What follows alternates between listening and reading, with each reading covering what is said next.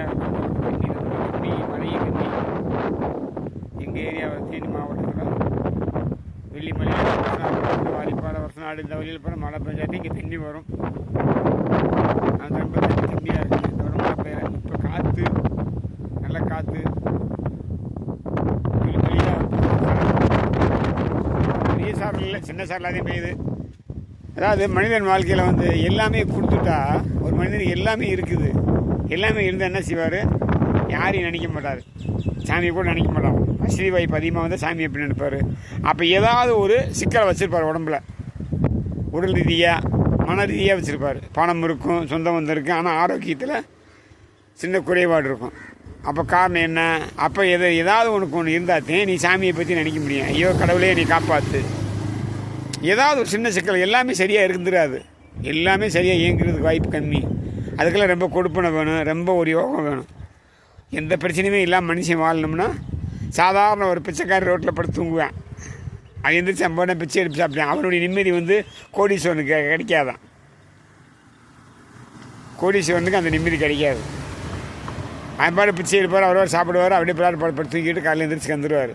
ஆனால் அதே கோடியாக பணம் வச்சுருக்கிறது நிம்மதியை தூங்க முடியுமா?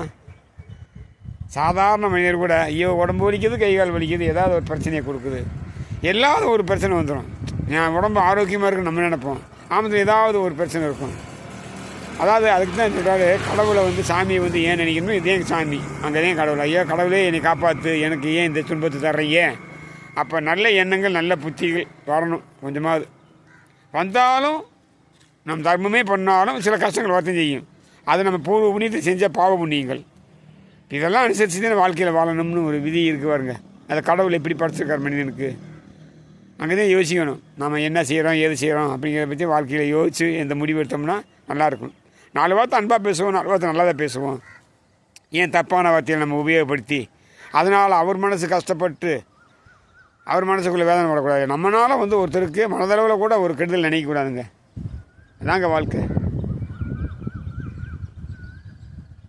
ஒரு எறும்பு கூட தீங்கு நினைக்காத ஒரு மனிதன் நான் இருக்கணும். எறும்பு பார்த்தோன்னே கடிச்சு வச்சு நசுக்கி விட்டுருவோம்.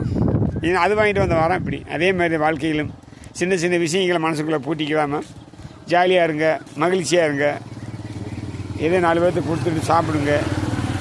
ஏதோ 4 பேர்த்துக்கு பசிக்கிறவங்களுக்கு அன்னதானம் பண்ணுங்கள். பசிக்கிறவங்களுக்கு சாப்பாடு வாங்கி கொடுங்க. பணமாக கொடுக்க வேண்டாம். யாராவது பசிக்கிறவங்க முதியவர்களுக்கு யாருக்காவது கொஞ்சம் பணம் கொடுங்க, சாப்பிடட்டும். நன்றி, வணக்கம். வாழ்க வளமுடன். அன்பே சிவம், மனமே குரு.